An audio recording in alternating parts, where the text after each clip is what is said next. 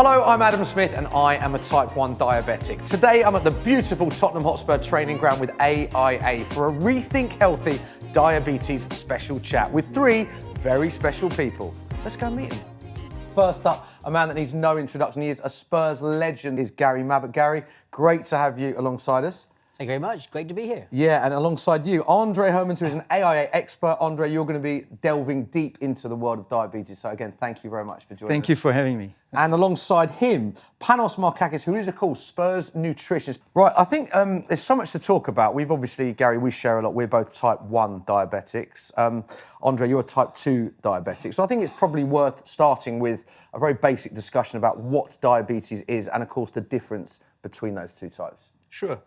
I mean, diabetes is such a complex disease, but I think I'll try and keep it as simple as possible because we can break it down into maybe three areas. Yeah. The first one and the most serious one is type 1 diabetes, which is anybody who needs insulin to keep control. So that's mostly the people that don't produce insulin, the true type 1 diabetics. But some of the type 2 diabetics need insulin because they can't be controlled well, and so they will also have insulin. And then the type 2 diabetics who are on a medication are less serious, they're sort of called major.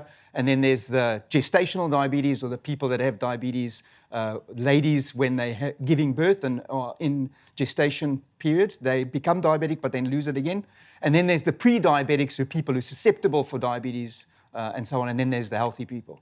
But the type 1 diabetic is the body does not produce any insulin. Yeah. Type 2 diabetes is they are producing insulin, but it's not being effectively used. So either the insulin is not effective or the body's not using it effectively. Gary, if you don't mind me asking, can I ask about your diagnosis story? Because you famously played Premier League football, you played for England, you lifted the FA Cup as a type 1 diabetic. You are an inspiration to many type 1 diabetics, including myself. When did you find out you were a type 1 diabetic and that sort of diagnosis period for you?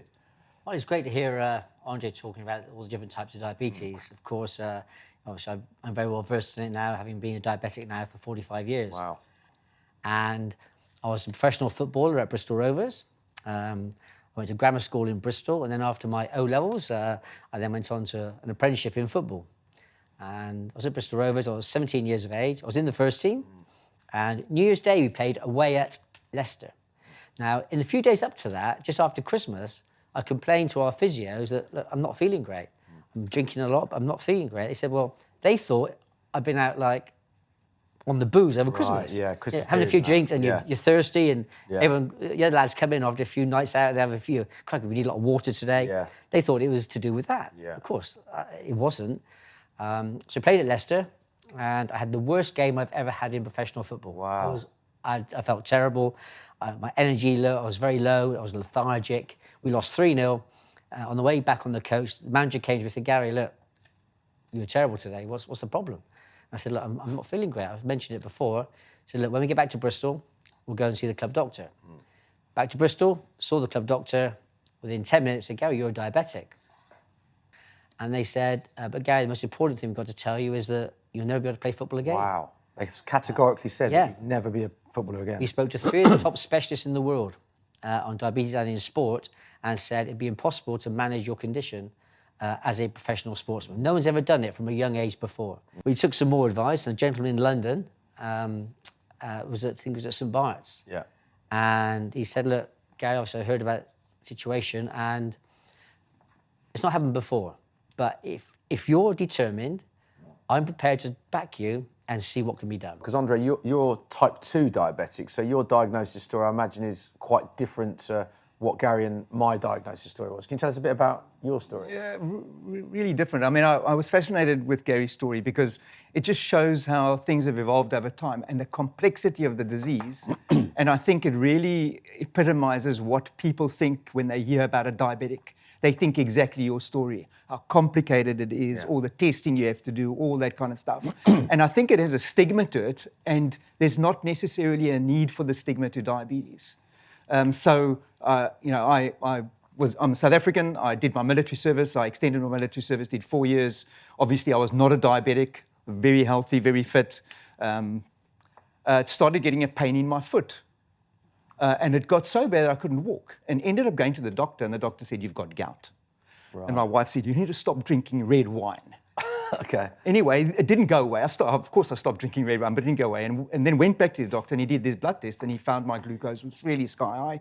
And my triglycerides were sky high, which is one of the lipids, and they're normally associated because the triglycerides are kind of catabolized by the liver. And put me on all of these drugs and whatever, and also the same kind of thing, testing. Fortunately, even though I'm older than you, Gary, the testing, they did say do blood tests as you go along. And I could not get under control. And they were seriously thinking about putting me onto insulin. So even though, I think that's an important point, just to reiterate, even though you're type 2, Yes. it is common for some type 2s to be on insulin, and that was common for your doctor to say that to you at the time, that insulin was an option for you to manage your levels. It was. And quite interestingly enough, he said, I'll give you insulin because I can't control your glucose with tablets.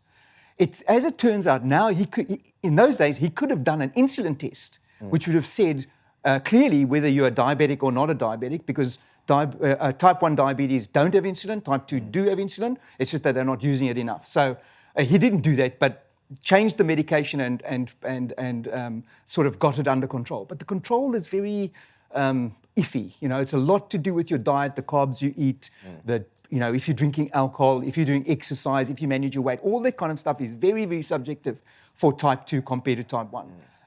It's taken a long time to get to a point where I actually understand the disease. Yeah.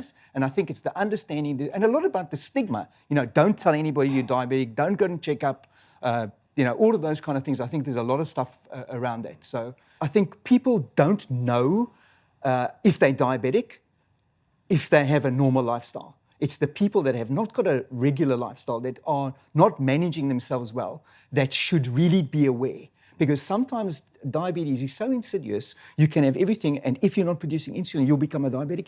People need to get checked up. I think that's a really important point. It brings us nicely to you, Panos. Now, I know that there aren't type 1 diabetics at Spurs currently, but do you have, similar to Gary's situation, where if a player says they don't feel right, will you always do full checkups on players straight away? Because there's so many conditions, there's such complexities with the human body, and obviously you're dealing with superstars as well that play in the Premier League. So is it something you're overly cautious on now if a player presents something slightly abnormal with regards to their physical health? Yeah, correct. I think especially nowadays it's just like, let's see what's going on. Right. So a blood test could be taken in the next hour, for example, or 2 hours, and then it can determine everything. So to answer your question, yes, anytime that the player says, listen, something's not right with me, we always refer them for a blood test. And Well, Smithy, you've asked some great questions so far, all of us, but obviously, come back to yourself. You're a type 1 diabetic. How did you become diabetic? Yeah, it was quite a strange story, Mark. I don't know if it's unique or different, but I was, it would have been 10 years ago, so I would have been, how old would I have been there? Late 20, very late 20, 29, that sort of age I was, which is quite rare to get type 1, as we sort of pointed out earlier. Very ill. Bizarrely, I actually had a bout of food poisoning 6 months earlier, and my GP said, let's give him full blood tests at the time just to check everything, because we didn't know what was wrong with me. And I remember they did my blood sugar then, and it was absolutely perfect. So I knew that I wasn't diabetic at that stage. Anyway, fast forward 6 months, and I think the symptoms are really important to point out, because I think they're the same that you had, but I mean, an unquenchable thirst where you're drinking gallons of water, going to the toilet every hour during the night. Went into hospital for an appointment because I didn't feel well, and they checked my blood sugar on a finger prick, and it was 34 or something. And then the next reading, it just said high. And I said, sorry, why is there not a number there? And they said, oh, the monitor doesn't record anything over 34. And it's important to point out that a non-diabetic's blood sugar will tend to be between 4 to 6, but can go to 7, 8 if they've had a high glucose meal. So I was off the scale, straight into an ambulance, blue lit to hospital. I do remember the paramedic saying to me, we need to get you to hospital because you're a week away from a coma. And they said, you're diabetic. I said, what does that mean? You need to take insulin. I said, how often? They said, every day. I said, how many times? They said, at least 5 times a day. And I was like, okay. And I said, what happens if I don't? And they said, well, you won't survive. So I remember just thinking, wow, this is a complete lifestyle change. Left the hospital, and then you're just left to deal with everything. Please be open about your condition, because I always thought if there's anything that's slightly against the norm, people will judge you. And when you're on a tube and you're getting a needle out and injecting, I still get it now. You do see people that look at you slightly differently. I don't really care now because I'm that far down. But at the stage that I got diagnosed, I had a huge issue with my mental health. I had dreadful anxiety. I saw specialists, therapists. I'm not afraid to admit that, and it was great for me because it was at such a poignant part of my career, and I had this sort of hammer blow to my health that I thought at the time, by hiding it would help me, which was completely wrong. I also thought there might be a stigma, people might judge me because I'm doing something a bit differently. And what I actually found was the exact opposite. When I went through 2 years really of keeping the condition hidden, 2 years of being up at night, seeing a therapist, being in a dreadful place with my mental health, when I finally told people and when I opened up on social media, the reaction was overwhelmingly positive.